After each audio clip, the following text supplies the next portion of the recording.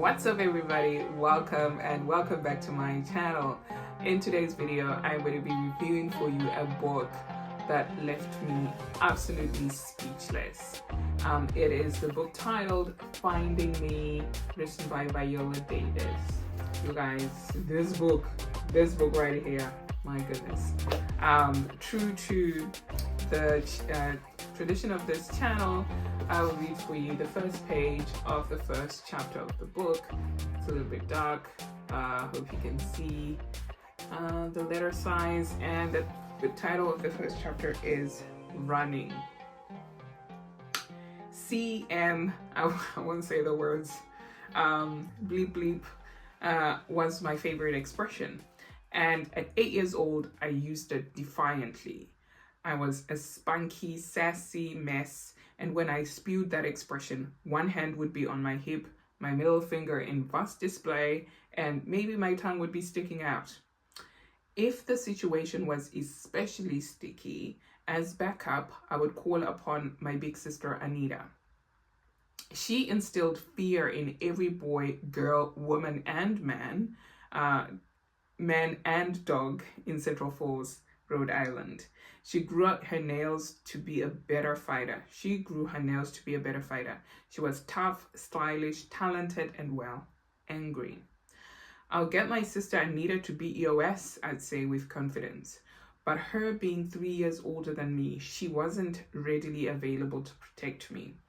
While Anita was a fashionista fighter who was as loved and adored as she was feared, I was none of those things. I was the ride or die friend, competitive but shy. So that was the first page of Viola Davis' book. Now,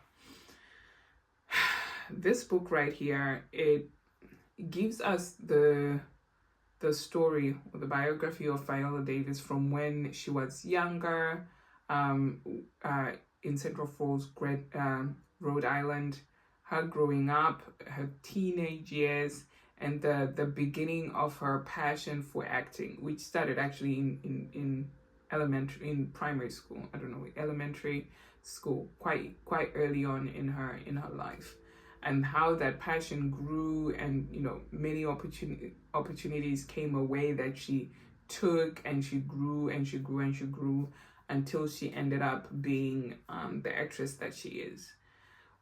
I found her story very heartbreaking. She explains in quite good detail. She's very open and vulnerable at how poverty was that she grew up in poverty. Like poverty. She describes how most times they didn't have money to buy clothes, and so most of the time they'd have to buy second-hand clothes. Sometimes they didn't even have running water in their home, and sometimes when the running water was there, it was so cold they couldn't even it was too cold to take a shower. She describes the rats that were in her house, and how for a long time she was so afraid of rats that instead of waking up during the night to go to the bathroom, she would end up just bedwet because it just. But she describes the circumstances in which she grew up in good detail, that when you look, like, you know what, if I see Viola Davis enjoying her money, guys, I wouldn't even be jealous at all, because like she deserves every penny, she deserves every blessing, she like everything. I hope everything good will keep going her way. Guys, the way she grew up, it was just reading about it was heartbreaking. Just reading about it was heartbreaking. So imagine living it. Imagine having to live through those circumstances. The trauma of not not having enough to even not even having enough to eat. Like it's the trauma. Yeah, just reading it is heartbreaking. Imagine how it was for her day in and day out, living through it. It was rough times. It was really, really rough times. But her growing up in extreme poverty, and not only extreme poverty, a very hard childhood in the fact that she would witness her father beating her mother a lot. Like there was physical abuse happening a lot. And so that's like just double, right? She describes close to the end of the book that she prayed to God one day when she was young. Her parents were, well, her dad was beating her mom, and she couldn't take it. She ran to the bathroom, or her sister said no, go, or something like that, and she ran to the bathroom and she kneeled on the floor and said, God, please take me out of here. And she closed her eyes, hoping that by the time she opened her eyes, she wouldn't be in that place. But when she opened her eyes, she was still there. And she reflects on that and says, you know, looking back now over my life and how it's turned out, God did answer my prayer. He did take me out of that place, but he took me out on his own terms. It was heartbreaking. It was heartbreaking to read. This book taught me that your life circumstances do not define you. It is how you look at those circumstances, how your choices are what determine the outcome of your life. For Viola Davis, I feel that her determination and her resilience and her doggedness to achieve her goal of acting. Okay, first of all, let's dial that back. I would say Viola identified her passion for acting quite early, right? And it felt like opportunities came up for her along the way, as if God was directing her that, you know, enter this door, enter this door, enter this door. And she had the courage to try and walk through the door. So I feel like your circumstances could easily, the way you grew up could easily cripple you if you let it. But there has to be that belief, that hunger for something more, that expectation that, you know, things can get better, things will get better. I don't know if that makes sense. But one big lesson is your circumstances and the way you grew up can easily define you if you let it. It is very easy for your circumstances, the hardship of it, the trauma of your upbringing and your life. It is very easy for those things to define your outcome. It is very, very easy. I remember listening to a story once of a man who had two sons. He was an alcoholic, and so the two sons. Fast forward years later, the father dies. The two sons show up to his funeral. The first son, he is well put together. He's got a family. Everything seems to be going well for him. The other son is he is almost falling over because he's absolutely drunk. He seems homeless. It seems like nothing is really going well for him.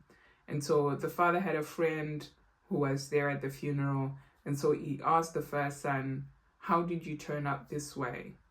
And the first son responded saying that, because I saw my father. And he asked the same question to the second son. And the second son had the same response, that because I saw my father, this is why I turned out this way. And so it is very, very easy for circumstances that surround our upbringing to define the outcome of our adulthood. Very, very easy. I really, really admire how Viola Davis was very vulnerable about her upbringing, very, very vulnerable about her journey from childhood, and how as an adult she was still doing the work to heal that little girl, to heal the trauma that she went through. And perhaps it will be a work that will continue. But she really brings out the importance of seeking help, seeking assistance, and the importance of therapy. And I thought that was really, really brave of her to bring that out. The second lesson that I learned from Viola Davis was the importance of resilience and the fortitude and the tenacity, I guess, to go for opportunities when they come. Viola Davis, a couple of times along her journey, was presented with opportunities that she had to prepare for. She was presented with opportunities that sometimes she felt, she wasn't qualified for, but she still gave it a go. And I think that's the story of at least that's the story that I've gone through a couple of times. Like, you see a job opportunity, you see an opportunity being advertised somewhere, and you look at it, you're like, oh, I don't have this, I don't have this, I don't have this, and then just don't even try. But if you don't even try, then that automatically means it's a no. There is absolutely no hope.